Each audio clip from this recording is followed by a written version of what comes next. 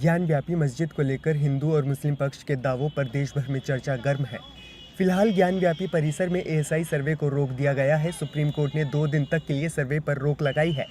ऐसे में अब मुस्लिम पक्ष हाईकोर्ट का दरवाज़ा खटखटा सकता है। सुप्रीम कोर्ट ने हर हालत में 26 जुलाई की शाम 5 बजे से पहले ज्ञानव्यापी सर्वे पर हाईकोर्ट को अपना आदेश पारित करने को कहा है। इधर हिंदू पक्ष के वकील ने कहा कि अब हम अपनी दलीलों को हाईकोर्ट में भी रखेंगे।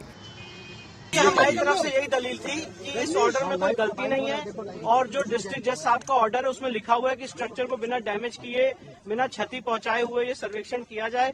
और मुस्लिम पक्ष की तरफ से ये बहस की गई कि नहीं, हमारी बहुत दिनों से मस्जिद चली आ रही है और उसका कैरेक्टर बदल जाएगा, जो कि हम लोगों ने ये भी बताया कोर्ट को कि ऐसा कोई डायरेक्शन नहीं है जिससे स्ट्रक्चर को डैमेज पहुंचेगा। पर मुस्लिम पक्ष ने सुप्रीम कोर्ट के सामने बात रखी, अंजुमन इंतजामिया ने, कि उनको कुछ समय चाहिए इस ऑर्डर को चुनौती देने का। इसलिए माननीय सुप्रीम कोर्ट ने डिस्ट्रिक्ट जज वाराणसी के ऑर्डर पे 2 दिन के लिए एक इंटरिम रोक लगाई है और इलाहाबाद हाईकोर्ट के सामने मामला जाएगा। वहीं वाराणसी कोर्ट के आदेश के बाद एएसआई की टीम 24 जुलाई की सुबह मस्जिद में सर्वे करने पहुंची थी, लेकिन सुप्रीम कोर्ट के आदेश के बाद सर्वे को रोक दिया गया है। साथ ही एएसआई का कहना है कि अफवाहों पर ध्यान न दें। किसी ने यह भी अफवाह उड़ाने की कोशिश की थी कि कुदाल के माध्यम से कुछ मिट्टी के सैंपल आदि लेने की कार्रवाई की गई है। ये भी मैं स्पष्ट करना चाहूँगा कि कोई भी फिजिकल सर्वे के अलावा एक्सकेवेशन की कार्रवाई नहीं की गई है। एक्सकेवेशन करने का कोई भी स्टेज अगर आएगा तो वो कई दिन के बाद आएगा। वर्तमान में केवल फिजिकल सर्वे, वीडियो फोटोग्राफी, अलग अलग जगहों की मेजरमेंट्स और मेजरमेंट्स के उपरांत शीट्स बनाने का काम चालू है। तो उधर मुस्लिम पक्ष ने आरोप लगाया है कि एएसआई टीम मस्जिद में खुदाई कर रही है, इसलिए वे वहां पर बड़ी बड़ी मशीनें लेकर गई हैं। वाराणसी कोर्ट ने आदेश पारित करते हुए कहा था कि एएसआई विभाग जल्द से जल्द सर्वे करके 4 अगस्त तक अपनी रिपोर्ट सौंपे, लेकिन मस्जिद के अंदर किसी भी तरह की कोई भी खुदाई नहीं की जा सकती है।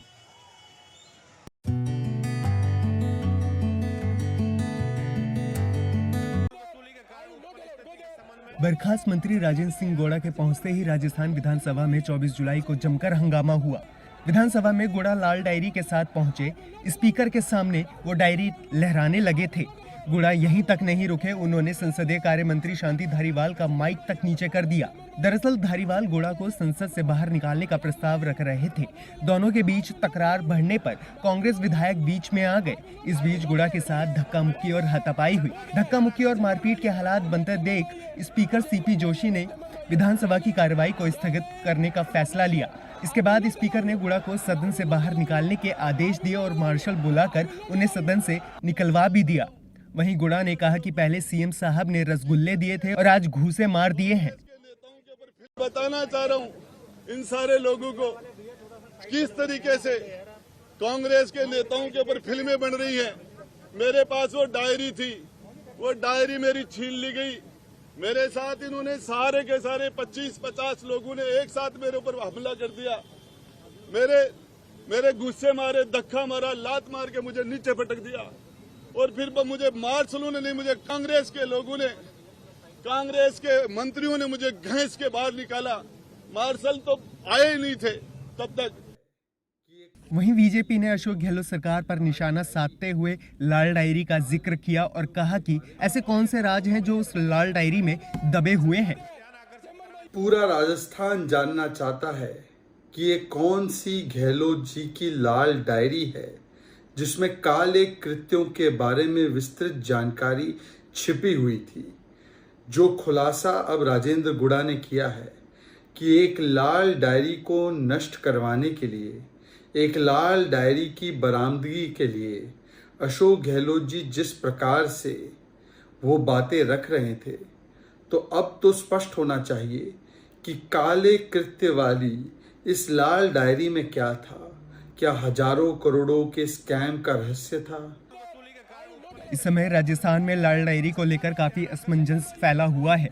गौड़ा के अनुसार उन्होंने इस लाल डायरी में अशोक गहलोत सरकार के काले कारनामों का हिसाब किताब रखा है, लेकिन विधानसभा में लाई गई पहली डायरी किसके पास है, ये भी एक बड़ा सवाल है।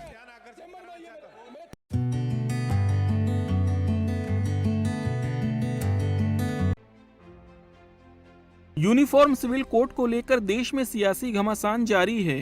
इसी बीच उत्तराखंड के मुख्यमंत्री पुष्कर सिंह धामी ने केंद्रीय गृह मंत्री अमित शाह से मुलाकात की है। बताया जा रहा है कि यूसीसी को लेकर दोनों नेताओं में लंबी बातचीत हुई। अमित शाह से मुलाकात से पहले सीएम पुष्कर सिंह धामी ने दिल्ली स्थित उत्तराखंड भवन में मीडिया से बातचीत की। इस दौरान यूनिफॉर्म सिविल कोड पर बात करते हुए सीएम पुष्कर सिंह धामी ने कहा कि उत्तराखंड में यूनिफॉर्म सिविल कोड को लेकर बनी कमेटी अभी ड्राफ्ट तैयार कर रही है। उम्मीद है कमेटी जल्द ही ड्राफ्ट सौंप देगी। सर, यूसीसी के ड्राफ्ट कब आपको मिल गया? अगर मिल गया तो कब तक हमें कानून के रूप में देखने को मिलेगा? जल्दी ही मिलेगा, आप उसका इंतजार करिए, कुछ समय बाद मिल जाएगा। ड्राफ्ट मिल गया है सर कमेटी के माध्यम से? अभी ड्राफ्ट तैयार हो रहा है। उधर दूसरी तरफ उत्तर प्रदेश की राजधानी लखनऊ में राष्ट्रवादी मुस्लिम पसमानदा महास की ओर से एक सम्मेलन का आयोजन किया गया। सम्मेलन में यूपी सरकार के मंत्री दानिश अंसारी आज़ाद समेत बीजेपी अल्पसंख्यक मोर्चा के कई नेता शामिल हुए। पसमानदा समाज के इस सम्मेलन में यूनिफॉर्म सिविल कोड पर भी चर्चा हुई। सम्मेलन में नेताओं ने कहा कि यूसीसी को लेकर मुसलमानों में भ्रम की स्थिति पैदा की जा रही है।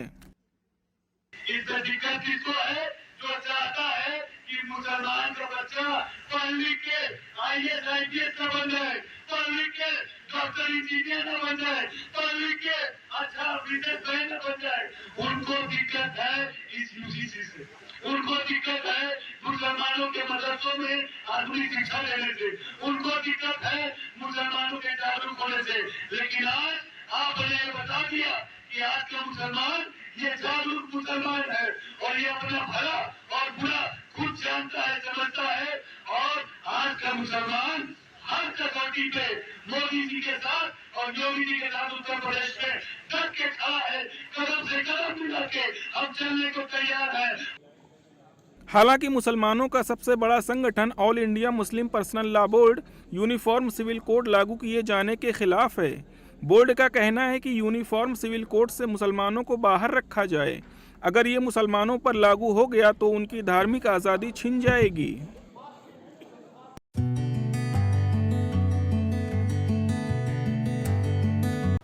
नमस्कार, मैं हूं संजीव शर्मा। तो आपको बता दें कि फ्राइडे को जो 1000 पॉइंट के आसपास का फॉल आया था, उसके बाद आज मंडे को फिर मार्केट डाउन है लगभग 300 पॉइंट्स।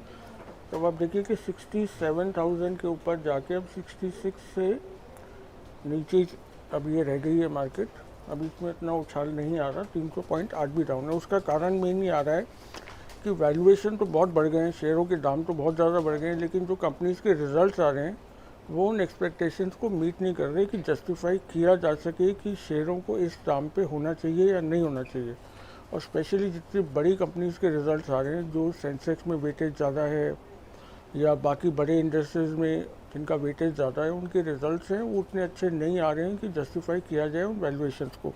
तो इसलिए मार्केट अब जब गिर रहा है तो ज़्यादा गिर रहा है, क्योंकि हल्का सा डिसअपॉइंटमेंट भी मार्केट जो है वो बर्दाश्त नहीं कर रहा। रिजल्ट्स अगर हल्के से भी एस्टीमेट से 19-21 हैं, थोड़े से डाउन है, तो मार्केट में बड़ी गिरावट आ रही है।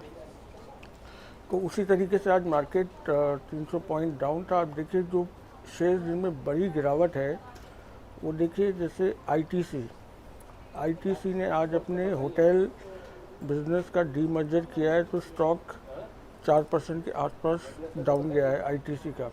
उसके अलावा कोटक महिंद्रा बैंक रिजल्ट्स के बाद 4% डाउन है, क्योंकि वो एक्सपेक्टेशंस को मीट नहीं कर रहा। टेक महिंद्रा देखिए 3% से ज़्यादा डाउन है, क्योंकि इन्फोसिस में गिरावट आई थी और आईटी स्टॉक्स डाउन चल रहे हैं। तो इंडेक्स को ये 3 बड़े स्टॉक्स ने नीचे खींचा है, ITC, Kotak, take Mahindra.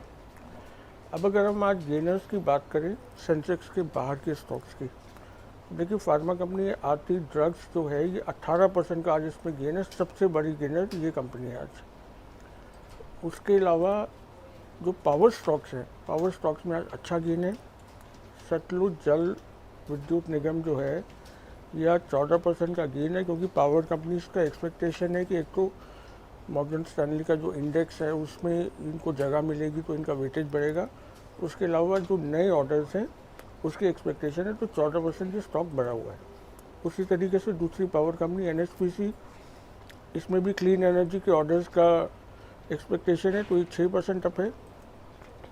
Texmaco rail, ये देखिए अब रेलवे स्टॉक्स जो हैं ये भी आज अच्छा इन्होंने किया है। टेक्समैको रेल 13% आज अप है। उसके अलावा एक और रेलवे का ही स्टॉक जो है REC, ये 6% से ज़्यादा 7%। तो कुछ पॉकेट्स में आज अच्छा गेन है, बाकी लेकिन हैवी वेट्स आज डाउन है। तो मार्केट 300% आज 300 पॉइंट्स आज डाउन चला गया है। 66,000 के आसपास अब चल रहा है इंडेक्स और बड़ा गेन अभी उसमें नहीं आ रहा। Subscribe now and press the bell icon. Never miss an update.